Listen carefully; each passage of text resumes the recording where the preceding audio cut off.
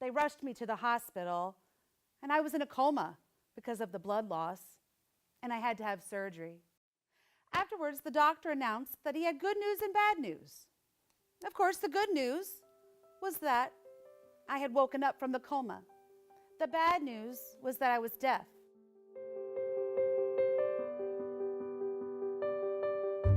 There's only one story. It's the human story. And each of us has a piece of it. And every time we can connect with another piece, we understand ourselves better and we understand that other person better. When I was growing up, there was a sense of belonging, a sense of connectedness. We were all there together. It's important for us to understand ourselves. First of all, because I really believe that life is about growth. And my mother asked him, "What does that mean?" And the doctor said, "Deaf means that when she grows up, she will never be successful." My husband and I wanted to choose names that wouldn't hold our child back. We need to stick with a name that they could go on carrying with them through life. My son's name is Derek. If you look at our products, all of our products, all of our Decades of Day Work, St. Pete Stories, they all reflect our respect for diversity and our understanding that without it, you don't create anything of any quality. And with it, you open yourself to so much more. I went to the deaf school. I loved my teachers.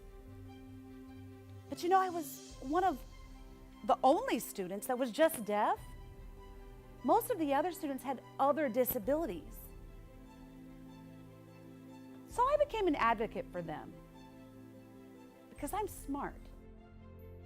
And that's how the story unfolded, because they came to connect with me. And that's how people engage. When you show an interest just in knowing who they are, they will tell you a lot about themselves, and we call those stories.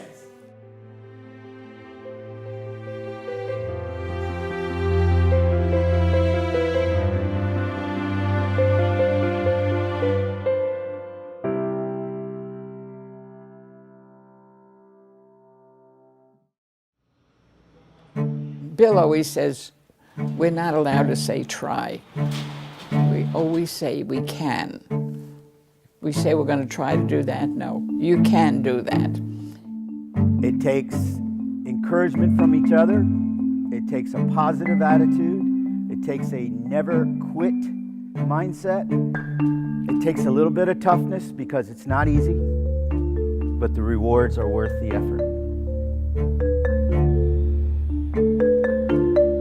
I discovered that in the dance and theater, most acts are about 3 minutes long. So whatever performance I did, in order to get the applause of the audience, I had to do something for about 3 minutes. With powerlifting, in 3 seconds you reach down, you get the bar and you pull it up and everybody applauds. That's a lot easier, really.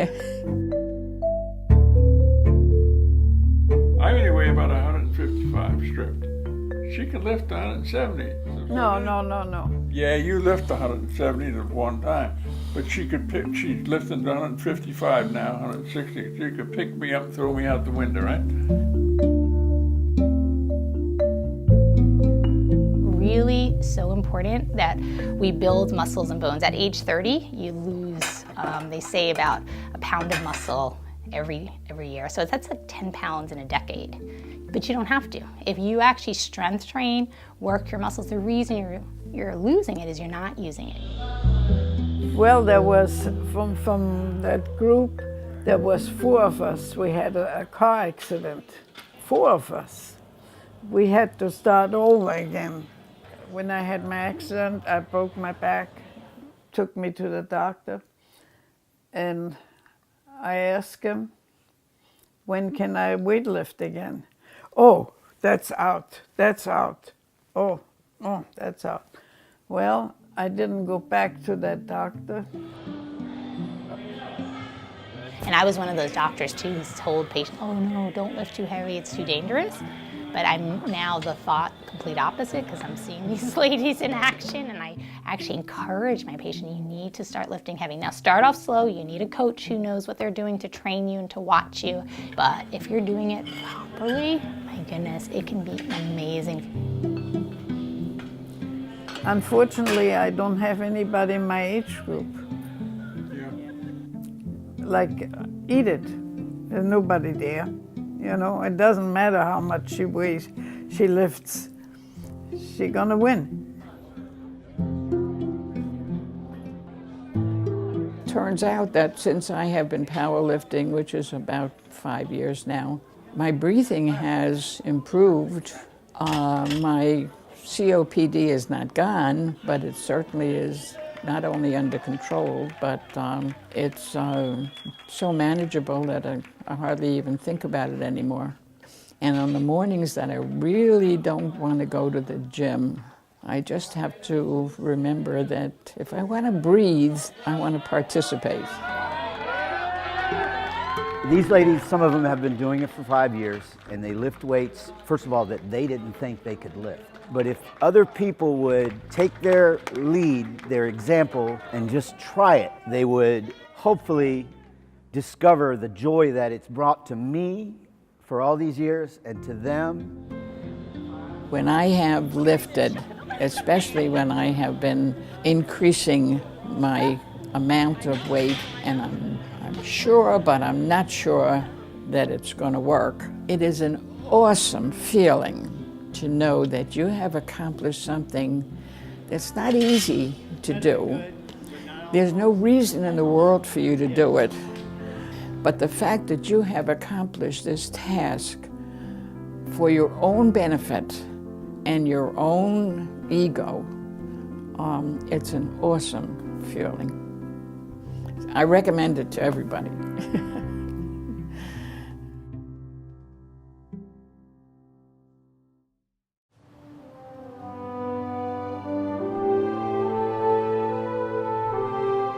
The old monuments are very beautiful. They're very intricate, but you couldn't read them.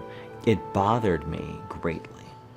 A lot of individuals, they paid the ultimate sacrifice to our country. And to see that they faded away into oblivion, never to be seen again, was something that I just didn't find acceptable.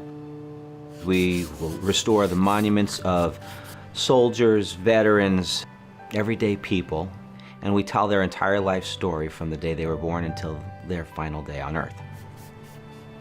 My name is Andrew Loomish, but I'm better known as the Good Cemeterian.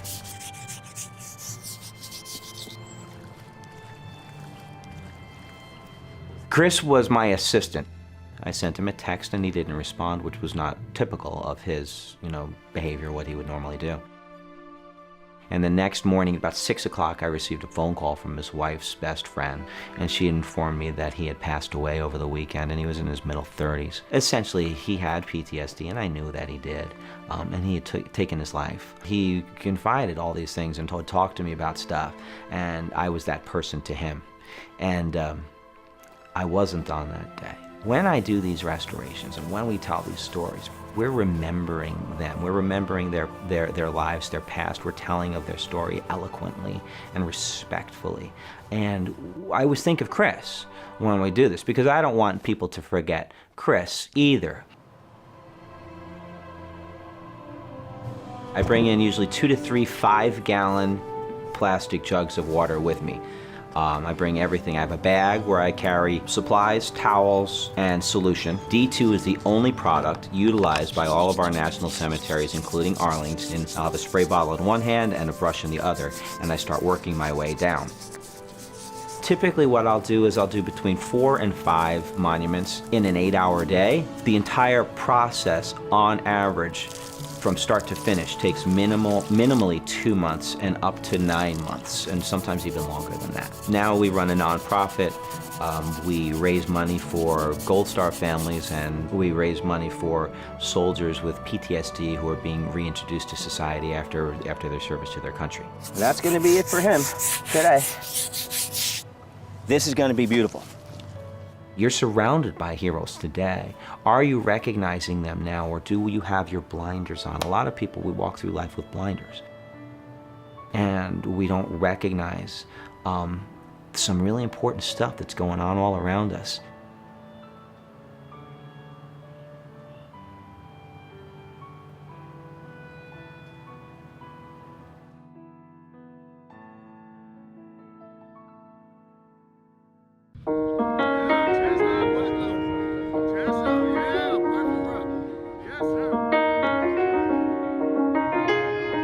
As a child and product of South St. Petersburg, I know the highs and lows of the community. I know, for lack of better words, desperate and dangerous the summer can become just because of all the free time you have. Just because a lot of times you don't know what to do with your time. You know you want to have fun, you know you want to do something. And then even with that, a lot of times you know you can't go to certain camps or certain places because you can't afford it. So you need a safe haven in the summer. And like I said, as a product of the community, I know the necessity of that safe haven because you'll find it somewhere. You'll find your happy place or your comfort somewhere. And that's not always a safe place. That's not always the smart place to be. But you may have friends or family or, you know, anybody else doing it or around it. And like I said, you just want somewhere to be, something to do. So I just wanted to help provide that something.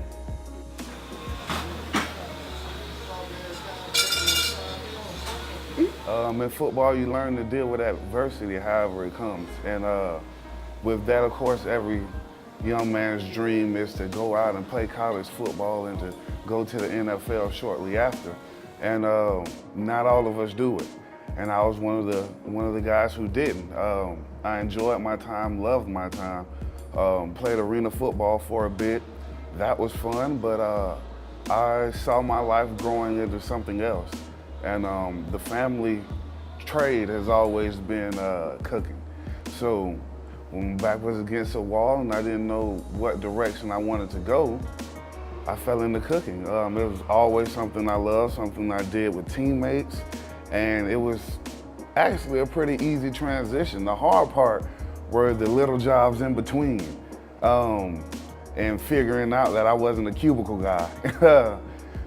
Spending so much time on the field, I knew I just was get my hands into it and work with my hands or be out in this heat, be out in the sun. I was always an active person, so falling into cooking it was so natural. Well, the whole concept and idea for Greater You is to prepare high school males for life after high school. Not necessarily prepare you for college or prepare you for this degree route or this degree route. Because we understand that the formal education system is not for everyone. We don't want to change who you are. We just want to help you be the best you that you can be. So, and then we wanted to put a curriculum to it to aid this. So we were fighting with the ideas of Greater and University. So we put it all together and simply made Greater You. As we were talking about athletics and exercise, a lot of our young men love sports. And unfortunately, some of them love sports more than school. But we also want to provide opportunities that expand your mind and your idea of success and what success may be, and also show you that you can do things outside of athletics. One route that we've been able to go with is culinary skills. We've been able to not only show the kids how to exercise and how to work out, but also how to refuel.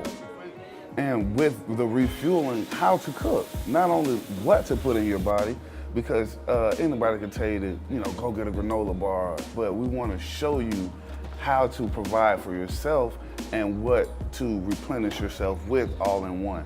So we've been showing the kids, each week we've been doing different health-oriented recipes to help them refuel, but I can promise you none of them will argue with the flavoring and the taste they also get with it. So these have been recipes that they want to take home and want to use again. So it's definitely teaching them how to fish instead of fishing for them.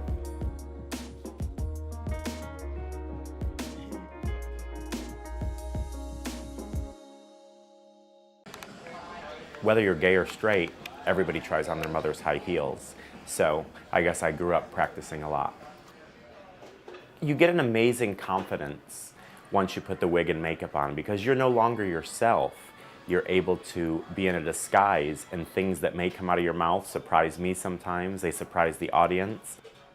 It's like an alter ego and a character that allows me to bring out a side that I never thought I could have. Sometimes in a relationship situation, people think that you want to be a woman and they may be looking for a man in the relationship, so they don't accept the fact that it is a mask and it truly is a job. I'm very happy being a man. I'm very happy being an entertainer. I don't think it makes me any more feminine, or it makes me want to become a woman or something that transitions into my life. I don't mind being called a drag queen. Some people want to be called a female impersonator or a female illusionist, but drag actually came from the old theater days where there was no females in the theater, and in parentheses, in the side note was D-R-A-G, doing role as girl. So calling me drag is okay because that's exactly what I'm doing. Female impersonator, drag.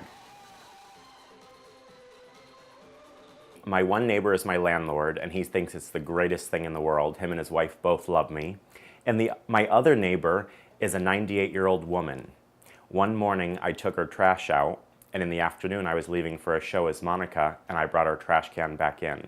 The next day, she opened the door, and she hollered, "Hey, Brandon, could you let your girlfriend know she's beautiful, and thank you for bringing my trash can in?" And I said, "Absolutely, I'll let her know."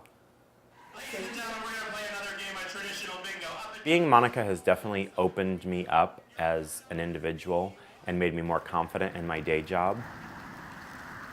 Brandon is actually a horse trainer. I also train other animals such as zebras and camels and miniature horses, but horses are my passion. They've been a passion of mine since I was really young. Training horses is a very dirty, sweaty, hot, and very physical job, and my night job is very clean, smelling fresh, and glamorous.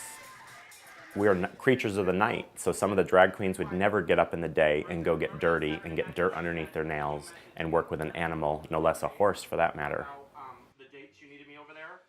At the end of a night, after you've been the star all night long and people want to get their photos with you and talk to you and they cheer for you, and you take it all off, you kind of go back to reality and you go back to your house where you're no longer a star, and it can be a bit lonely, but that's what you have friends and family for, to pick you back up on the days that you're not working and you're no longer that star.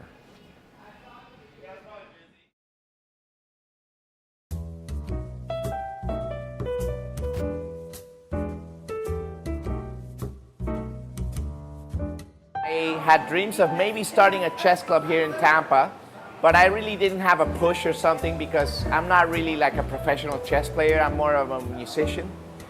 And so one time my friend Jen Slatke, she suggested that I do it at Florida Avenue Brewing Co. And it started out as a monthly chess club. But the people that started coming there started kind of demanding every week. So eventually we ended up here at the Bricks doing it every week. Look, this is, for everybody that's out there that's looking for a place to go ahead and play, it's consistent, you know what I'm saying? And he's given this area a consistent place to come and play. And you don't find that. Like, you're not gonna find that in anywhere in this area, man. And I really appreciate him for at least stepping out, you know what I'm saying, and doing that. So, for all the people that's in the area that's looking for a place to stay, and then the spot to come here and play and listen to the music, you hear the music, like, you know what I'm saying? It's different. It's not what you would expect for a night to be when you're playing chess. You know what I'm saying? They play hip hop, you know, you can have a couple drinks if you want to, the food is good, you know what I'm saying? It's just a nice vibe, and all the people that you play with and meet is nice too. I have to admit, what keeps me going And what inspires me is actually the people that come here. We get new people. It's really interesting that every time I come here, I see new people. Like right now, we have 3 new chess players that I've never seen. I've always loved puzzles. I've always loved competitive things. I've always loved matching wits. And this is one of the best ways to do it. Like I had that with music too, where I would play piano for a lot of years, and then I stopped doing it, and then got a little piano for Christmas and started playing on it again. And so I would encourage people who have not been in touch with the game to come out and check it out, because it's something that's still, and I wasn't sure how I was going to do my first couple matches, but it's something that's like muscle memory, like riding a bike. Oh, say it. No worries, man. How do you find out about us? My friends actually. We promote through Facebook and through Meetup and through word of mouth. And what really keeps me going is the people always thanking me. Thank you for doing this, like a community thing. And I'm like, wow, I have to admit that I love chess, but to do it every week and not being a professional chess player or, like a serious chess player, basically it's kind of hard, but the bricks and the people keeps me motivated, and I love this chess club. I'm going right over.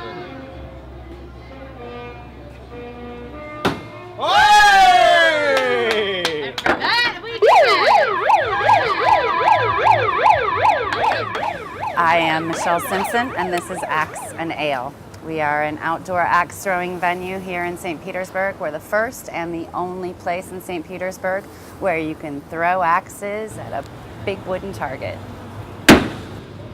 We are open for all the home games if they're in the evenings, regardless of what day of the week it is. But we take bookings and appointments Wednesday through Saturday, where people can rent the lane for an hour, 2 hours, up to 12 people.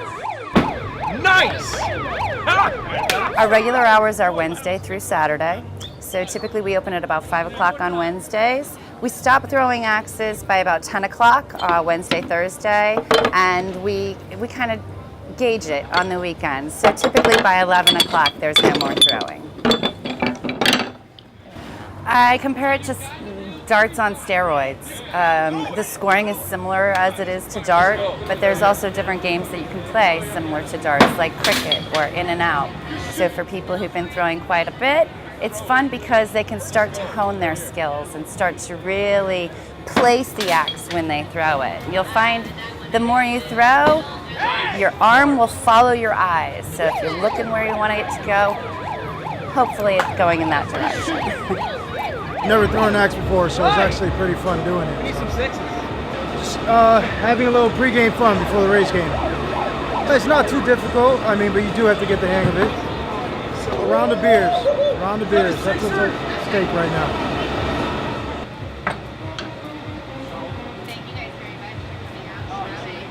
Axe throwing is spreading rapidly through the country, which sounds crazy, but it started out in Canada. It has a big following up north. It slowly has been moving south. There are very few places here in Florida where you can actually do this. I believe we're the only place that's an outdoor venue where you can throw. You don't really move at all, you just shift your weight forwards. You're pushing onto your other leg.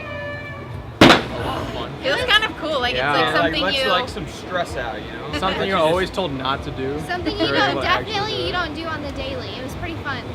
It's the greatest thing ever, man. I feel like a Viking, It's cool that it's at Berg's now. It's great.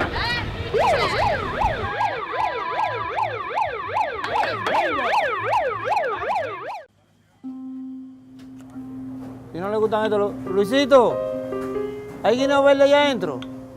¿Guineo verde? Trae un poquito, por favor. Bueno, prácticamente la bodega cuando la compramos era pequeña en cuestión de servicio. El tamaño sigue siendo el mismo, pero nosotros le hemos agregado algunas cosas, como la carnicería más grande, le agregamos la comida y con mucho esfuerzo y mucho trabajo hemos salido adelante. Yeah, this is the only store that when you come you can really find some island stuff. No, in New York you can get everything, all the island stuff.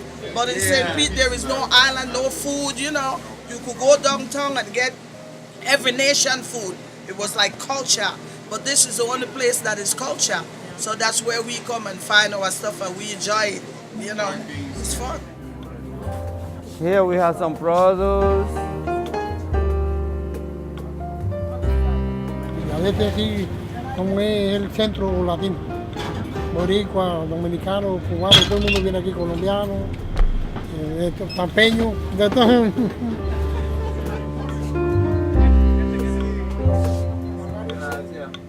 La bodega es importante porque, por ejemplo, en esta bodega, es como algo, un punto de reunión.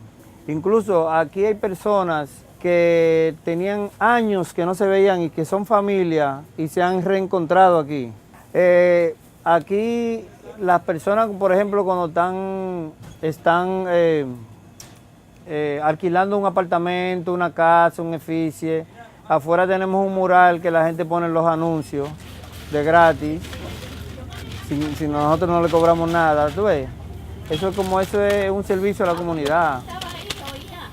I like to have everything neat. Ha sido duro, pero bueno, porque al principio que compramos la tienda, mi esposa y yo no cogíamos día libre, ninguno de los dos. O sea, los dos trabajábamos los 7 días, desde abrir y cerrar.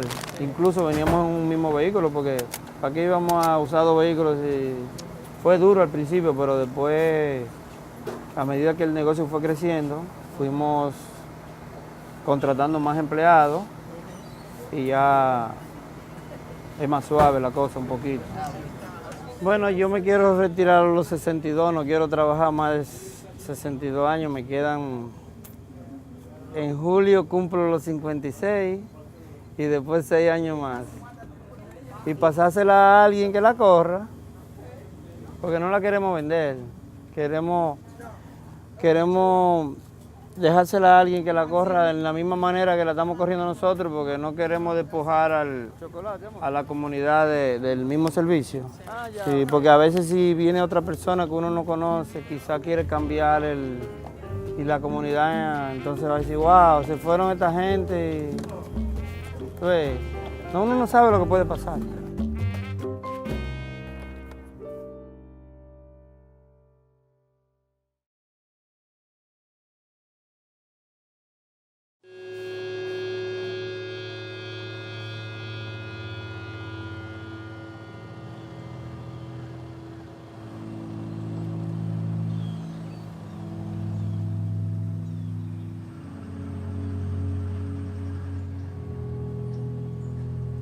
My daughter called me and said, they found Wade.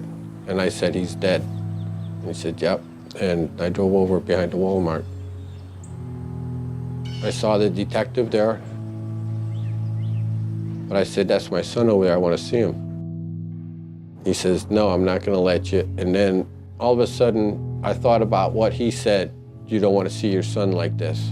And I didn't want that to be my last memories. He said, I might let you see him after we get him down and everything. And then I called my son, Sean. And then I couldn't hold it together, and I told him what was going on.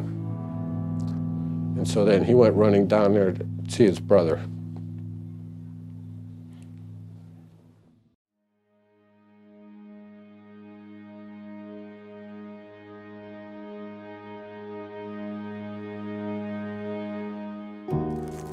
The next day, the next morning, and I walked around that retention pond, and I could feel the presence. I don't know what people believe in, but I could feel the presence where he'd been. When I got to the tree where he'd hung himself, I couldn't move anymore. I couldn't breathe, sat down, and that was when I found evidence of the body bag, the tags, his blood. You okay?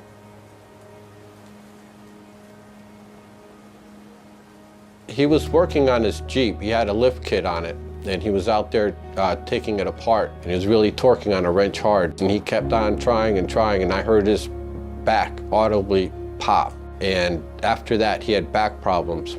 When he was working at Ruth's restaurant, one of the girls there said, I have a pill here that'll help take the pain away. And she showed him how to snort it. And that was how his addiction started.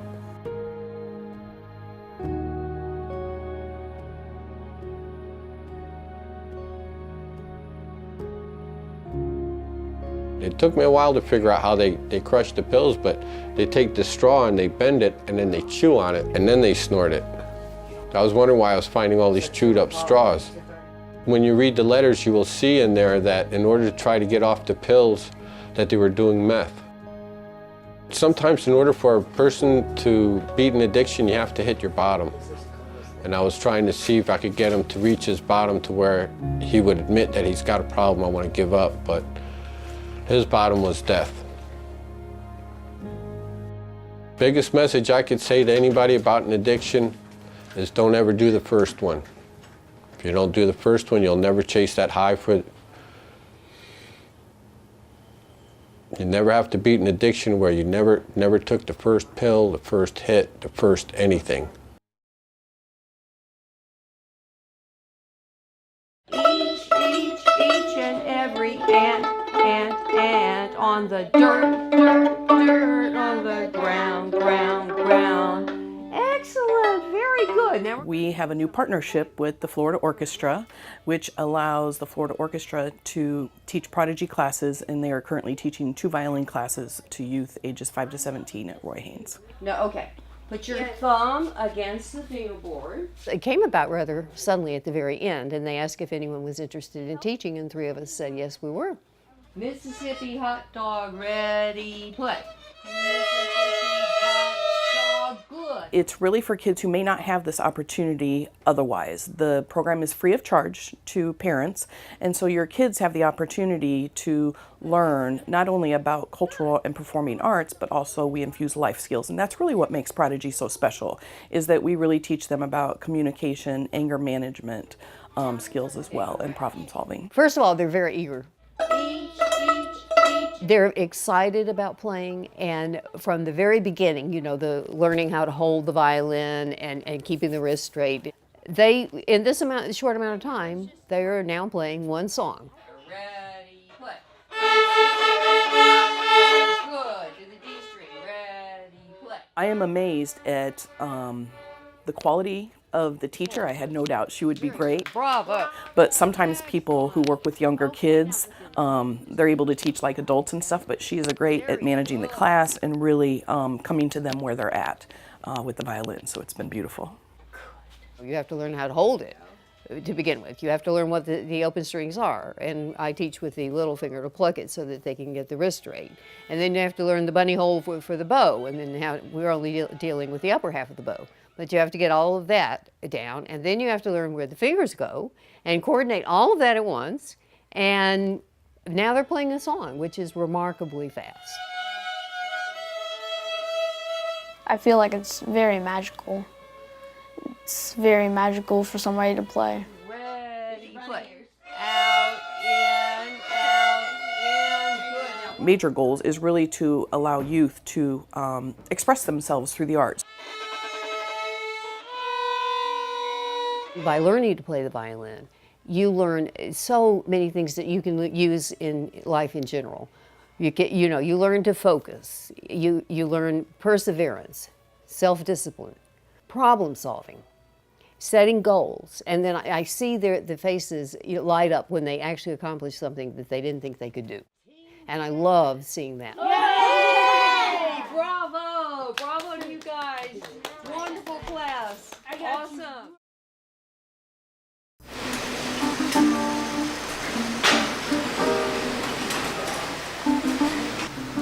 If you talk to anybody that's lived in Tampa for 4 generations or longer, chances are their family worked in the cigar industry because those were the only jobs around. Life was good for us until January 1961, when President Kennedy signed the proclamation that created the Cuban embargo, January 61, and since then we haven't been able to buy Cuban tobacco. That was the beginning of the end of the Tampa cigar industry as we know it. You couldn't get what you make your cigars with. So it was one by one they closed, and it was just basically it was us and half of Tampa were left. So out of 150 cigar factories in Tampa, at one time we're the only one left.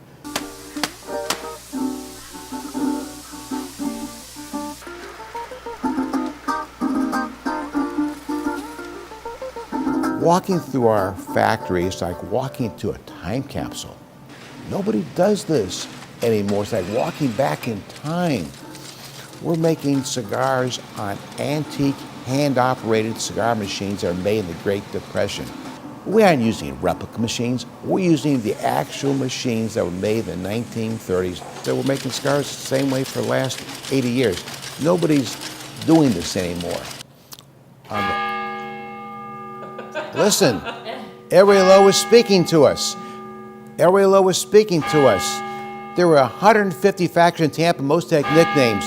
This was the clock factory. When this factory was built, you could hear this bell all over Ybor City.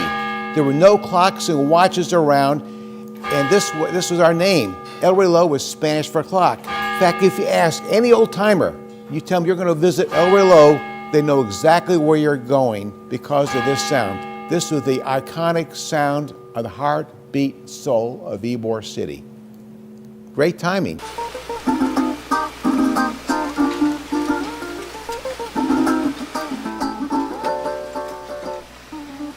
This is our 123rd year in business, but 110 of those years we've had one challenge after another. This in my lifetime was the Cuban embargo. We've had excess taxes.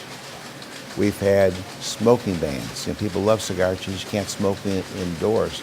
This most recent one actually started in 2008 when Congress gave the FDA the authority to regulate cigars and smokeless tobacco right away, and if they would go through a rulemaking process to regulate all cigars, all tobacco products. We're in the premium cigar business. We got swept in. Oftentimes, government uses a one-size-fits-all remedy to whatever ills they see. We can no longer come out with a new blend, change our package. We can live with that. We're paying user fees, $3,000 a day. God bless the government. It's a real threat to our survival.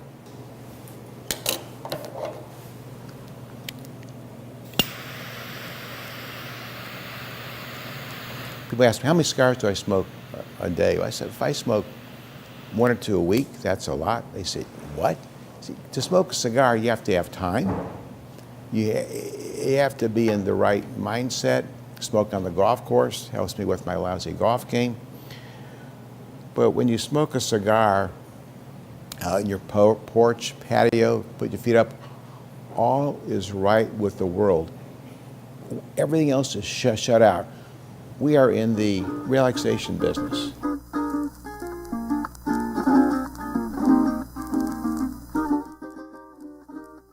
Cigars are to Tampa, which like are where automobiles are to Detroit, where wine is to Napa Valley and Sonoma, what Mickey Mouse is to Orlando. This is what separates Tampa from any other community in the world. And we're going to fight like the Dickens to keep cigars in the cigar city, and we hope the community will come with us.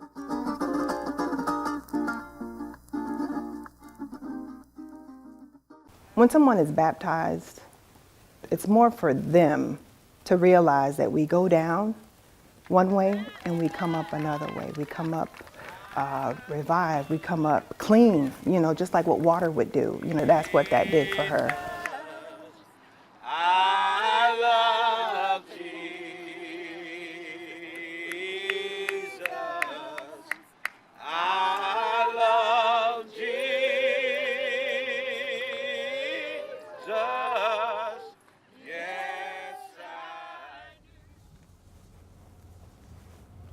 The area they brought me in was something like this, except it was a lot of bushes on both sides.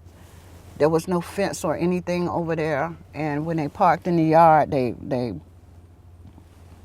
pulled up this way. I was in the back seat, and they came in the car from this side. But one of them stayed up, because when they picked up the other two, one of them got on that side behind me. I was on this side. And when they got ready to assault me, the one on this side pulled me back, and the other ones took my clothes off. Took my panties off. Matter of fact, they did not take my skirt off.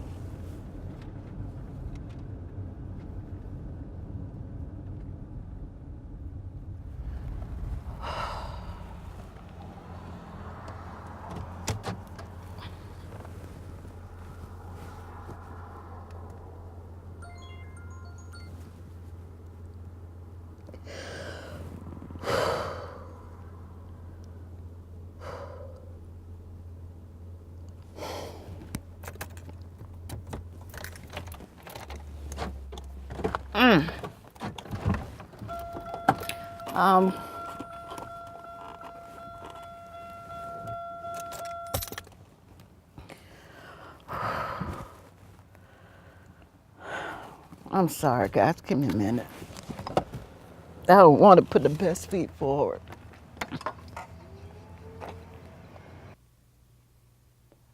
When it was done, they got back in the car like it was nothing. They got back in the car like I was laying there, a piece of meat. I'm 17 years old and 3 months. And when they let me out the car, they pulled in off of 28th Street on the wrong side. And I had my little purse and I was getting out and a woman caught my hand. And he pushed my panties back in my hand. And he said, "If you tell, we'll kill you." And without turning around, I said, "I'm already dead."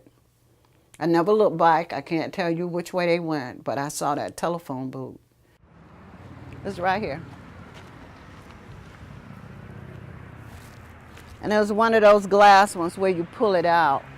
Mama always told us to keep money on us for phone calls. Well, it's amazing because that little money I put in that phone didn't come out my bra. And I called the police. And for me, it ended here. She was a totally different person. She was very withdrawn. She didn't have any friends. She didn't want any friends. She didn't want to go back to school. She didn't want to get her education. She didn't want any boyfriends. After this happened to her, she took a bottle of aspirins, a whole bottle, and tried to kill herself. Mom took her to the hospital and had her stomach pumped and brought her home and sent her to New York City with my oldest sister, Virginia.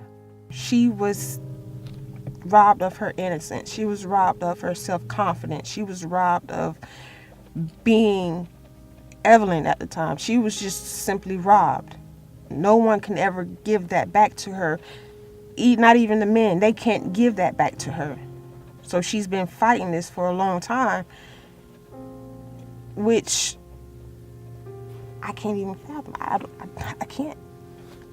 But for her to open up about this after so many years ago, I want to say it's freeing to her. Because the longer you hold on to issues like that, the more you're not able to move. And I believe that was the issue. She wasn't able to move in the direction that she know that she could. And I believe in place of the support, I believe God gave her 5 children that she could love and raise and teach. She says it all the time, and I'm trying not to tear up.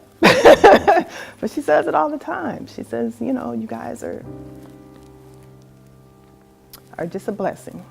You're just a blessing.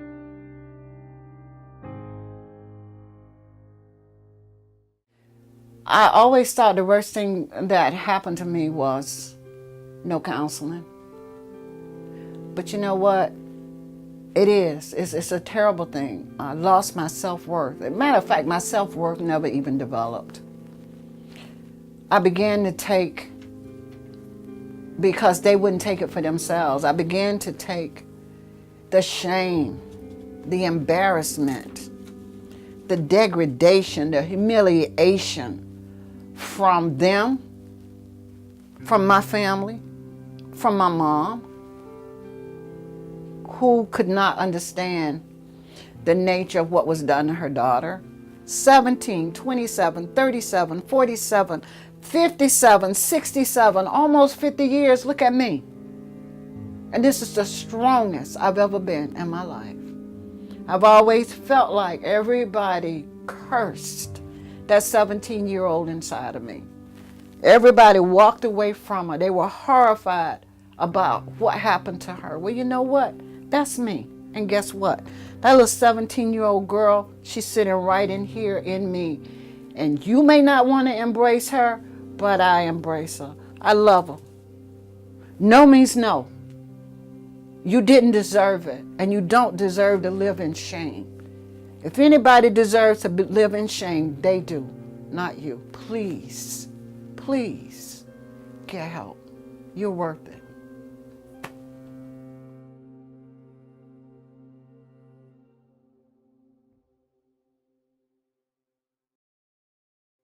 At this one hotel where we lived, I always did my homework in the lobby. And there was an employee at the hotel who noticed me.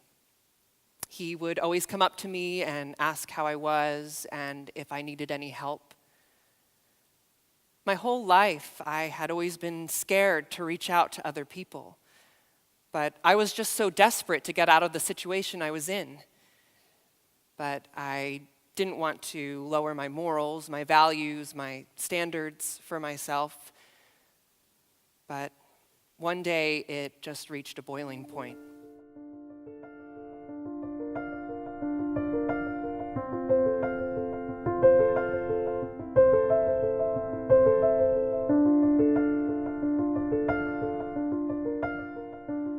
The only way this problem is going to be solved, just the way other public policy issues get solved in this country, is when people gather around the problem, which are the people in the community, and get them to be our advocate. That first year was a hell of a year.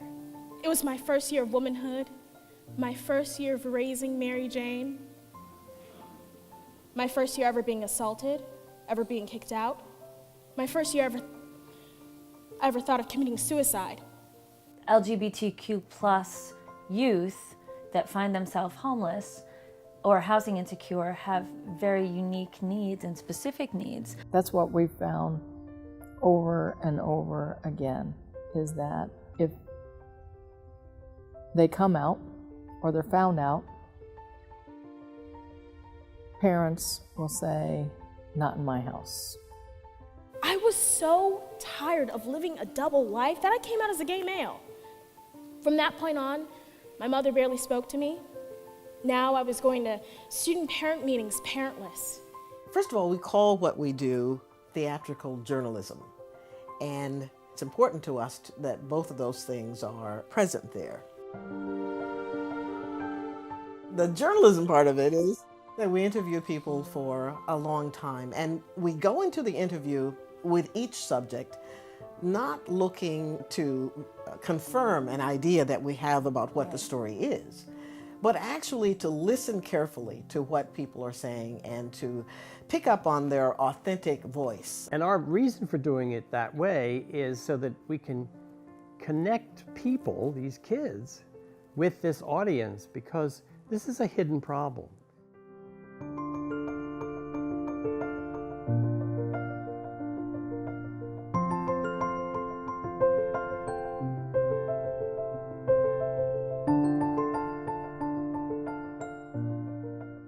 I think that it's important to tell your story because you have to leave something behind. You know, if you don't have any sort of legacy, then you can create one for yourself. All human beings should be expected to be able to succeed. I have always wanted to be the one to break the chain. So I decided I was going to push in school and break away from all of that. So I didn't have any real role models in my family. But you know whose story does inspire me? This is really cliche. Cinderella.